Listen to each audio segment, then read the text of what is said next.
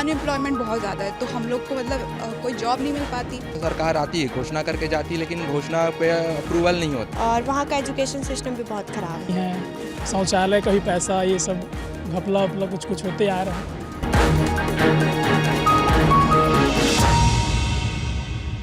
Public metre में आपका स्वागत है। मैं हूं सत्या राजपूत। तो आज हम युवाओं से बात करेंगे और समझेंगे कि वो मतदान को लेकर उनकी क्या सोच है, वो अपने वोट को लेकर किस तरह से बात करते हैं, वो आज हम समझेंगे। बात करते हैं इसलिए बोल रहे हैं कि हर वोट का वैल्यू है और वो वोट देने वाले उसके वोट की कीमत क्या समझते हैं, इस पर बात करते हैं। कुछ साथी यहाँ पे बातचीत में लगे हुए हैं।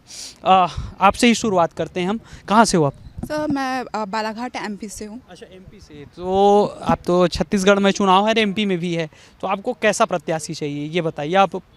हाँ, ऐसा ही प्रत्याशी चाहिए जो हमें एम्प्लॉयमेंट प्रोवाइड कर सके, क्योंकि आजकल जैसे ही ग्रेजुएशन कंप्लीट करते तो अनएम्प्लॉयमेंट बहुत ज़्यादा है, तो हम लोग को मतलब कोई जॉब नहीं मिल पाती, तो वो हमारे लिए बेनिफिट ही नहीं है हमारा पढ़ना लिखना कहीं ना कहीं। तो यही है कि अगर एम्प्लॉयमेंट दिलाएंगे जो, उन्हीं को हम वोट करेंगे।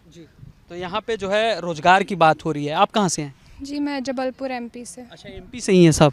छत्तीसगढ़ से क्या माहौल लग रहा है? अभी कितने साल से हो छत्तीसगढ़ में? मेरे को अभी 2 साल हो गए हैं करीबन। तो कैसा लग रहा है यहाँ, और एमपी और छत्तीसगढ़ में कैसा लग रहा है? अंतर कुछ दिख रहा है विकास कार्यों में या कुछ पढ़ाई लिखाई में? मतलब जिस जगह से मैं हूँ वहाँ से तो थोड़ा अभी रायपुर डेवलप है, बाकी मुझे इतना कुछ चेंज नहीं लगता है ऐसे। हाँ, अच्छा, तो आप भी तो वोट डालते ही होंगे, फर्स्ट टाइम डालेंगे वोट? फर्स्ट टाइम डालूंगी वोट। First time. तो आपको अपने वोट की कीमत क्या समझते हैं आप? मैं समझती हूँ कि इसका काफ़ी महत्व है। मतलब जिस जगह से मैं आती हूँ तो मैं ऐसे चाहती हूँ कि हमारे मतलब ऐसे लीडर हों जो वहाँ की सड़कें वगैरह बना सके। मतलब गंदगी वगैरह भी बहुत है, तो सफाई वगैरह मेंटेन कर सके, तो मैं ऐसे लीडर को चाहती हूँ। कहाँ से हो आप? मैं राजनांदगांव से हूँ। मेरा डोंगरगढ़ विधानसभा है क्षेत्र। आखिरकार खाता खुल गया छत्तीसगढ़ वालों से, राजनांदगांव से। जी, मैं बीटेक 3rd ईयर की स्टूडेंट हूँ। मेरी सरकार से ये अपील है कि जैसे मैं एग्रीकल्चर इंजीनियरिंग कर रही हूँ, तो छत्तीसगढ़ में ऐसा माहौल नहीं है कि एग्रीकल्चर इंजीनियरिंग का स्कोप हो या उसके बारे में लोग जानते हो। जैसे मैं जिस गाँव से बिलोंग करती हूँ, जिस क्षेत्र से, उधर इसका कोई भी जानकारी नहीं है। और इस साल ऐसे न्यूज़ में आया है कि सिर्फ 19 छात्र ही हैं जो एग्रीकल्चर इंजीनियरिंग में एडमिशन लिए हैं। तो मेरी सरकार से ये अपील है कि एक अलग डायरेक्टरेट बनाए और इसके बारे में राज्य में ऐसा कुछ बताए लोगों को, ताकि इनके बारे में लोग जागरूक हो। तो आप वो मतदान करने जाएंगे ना? जी।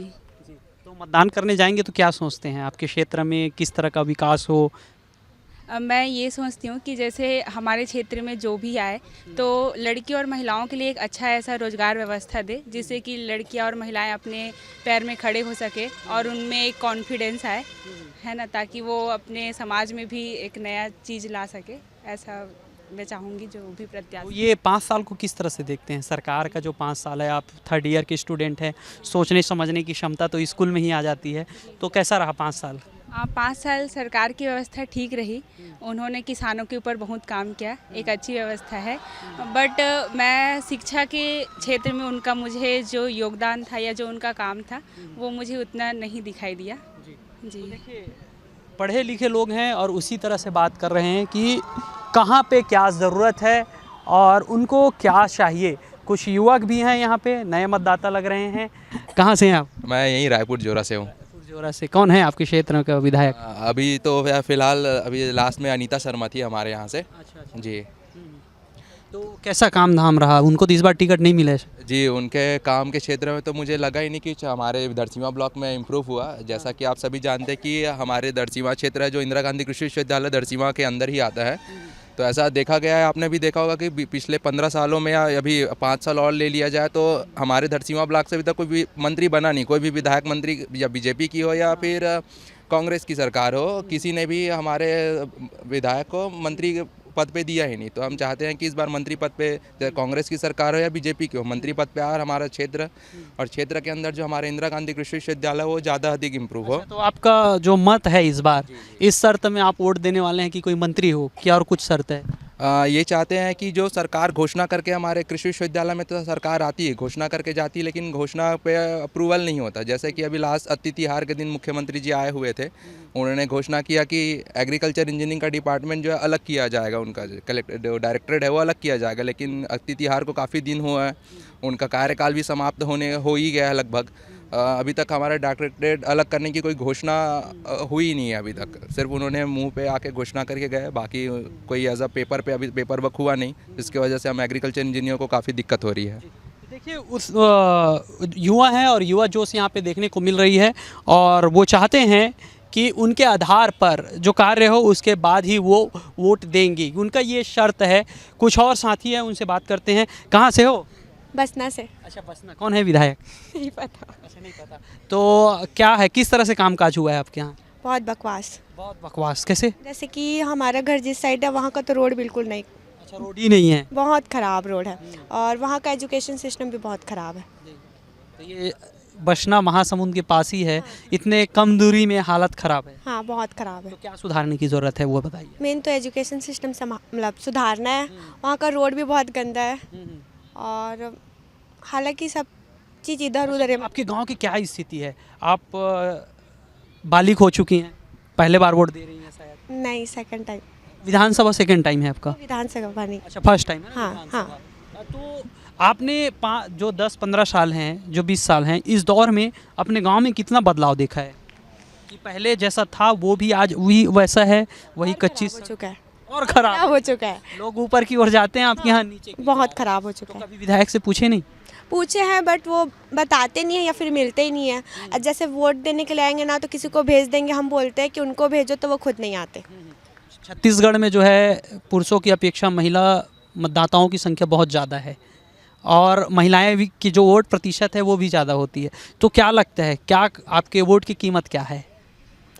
ज़्यादा है, अधिक है, इम्पोर्टेंस है। इम्पोर्टेंस है। तो किस तरह, क्या समझते हैं अपने वोट का वैल्यू? कि अच्छे इंसान को देंगे तो शायद हमारा अच्छा काम होगा। अच्छा काम हो।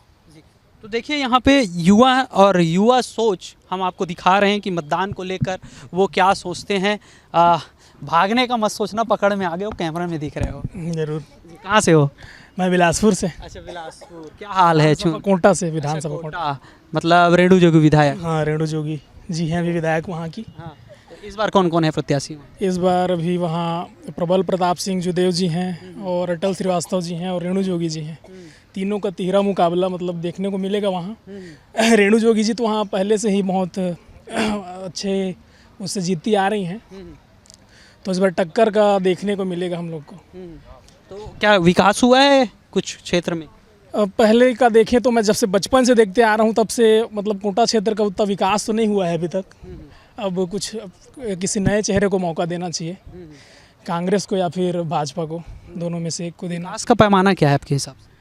विकास का जैसे वहाँ की जो सड़कें, अभी सड़क ही एक मुख्य है, हम जो दिखता है, अब वही बोलते हैं जो दिखता है वही बिकता है। तो अब जो जैसे वहाँ की सड़कें ही अभी इतनी मतलब पहले से ही वैसी की वैसी हैं अभी तक। अच्छा, जीवन स्तर उठा है लोगों का? वहाँ का मतलब अभी ना वहाँ आवास भी ढंग से बना नहीं है, शौचालय का भी पैसा, ये सब घपला वपला कुछ होते आ रहा है। तो अभी नए फेस को मौका देने की बहुत ज़रूरत है वहाँ। तो आपको कैसा सरकार चाहिए, कैसा विधायक चाहिए? हमें जो जनता के मत में सोचे, उनके लाभ को सोचे, ऐसा जो मतलब जनसाधारण के बीच आए जाए, जो बीच बीच में अब चुनाव के टाइम में जो आते हैं वैसे से हम लोग को नहीं चाहिए। जो बीच बीच में भी आए कि क्या कमी है, मतलब जनता को किस प्रकार की जो सेवा के लिए चुना गया वो सेवा का कार्य जारी रहे। जारी रहे, इस प्रकार का हम लोग को सरकार चाहिए। तो इस बार नए फेस को मौका देने का हम लोग सोच रहे हैं जी। तो देखिए लगातार हम युवाओं के पास जा रहे हैं, और युवा जो कि नया मतदाता भी हैं, और वो अपने मत को लेकर क्या समझते हैं इस पर भी बात कर रहे हैं। उनके क्षेत्र में कितना विकास कार्य हुआ है, क्या वो विकास कार्य से वो संतुष्ट हैं, अगर संतुष्ट नहीं है तो आखिर वो क्या चाहते हैं, अपने वोट की वैल्यू वो कितना समझते हैं, इसको लेकर हम लगातार सवाल कर रहे हैं और युवाओं से जान रहे हैं। तो ज़्यादातर युवाओं की जो बात आ रही है उसमें वो शिक्षा और रोज़गार की बात कर रहे हैं, क्योंकि वो शिक्षा बेहद ज़रूरी है। जिस क्षेत्र से उठ कर आते हैं तो व्यक्तिगत मेहनत या पारिवारिक सपोर्ट से 100 बच्चे 200 बच्चे में 1-2 बाहर ही निकल पा रहे हैं पढ़ने लिखने के लिए, पढ़ लिख लेते हैं, उसके बाद ऐसी स्थिति होती है कि नौकरी के लिए उनको भटकना पड़ता है, सालों बेरोजगार रहने की जो है स्थिति पैदा हो जाती है। तो युवाओं का ये तर्क भी ये है कि अगर सबको नौकरी नहीं दिया जा सकता तो सिलेबस को बदला जाए, तर्क संगत जो है व्यावसायिक शिक्षा की ओर जो है युवाओं को ले जाना चाहिए, ताकि जिनको नौकरी ना मिले वो व्यवसाय में स्थापित हो सके। तो इस तरह की लगातार जो है प्रतिक्रिया देखने को मिल रही है। और इस बार अगर हम सरकार को लेकर बात कहें तो इस बार नए चेहरे की बात हो रही है। युवा बोल रहे हैं कि हमने बहुत पुराने देख लिए, वादे देख लिए, चुनाव के समय निकलने वाले नेता भी देख लिए, तो इस बार नए चेहरे को जो है अपना वोट देने की बात कह रहे हैं। कैमरामैन चोलाराम के साथ सत्या राजपूत, लल्लूराम.com के लिए रायपुर।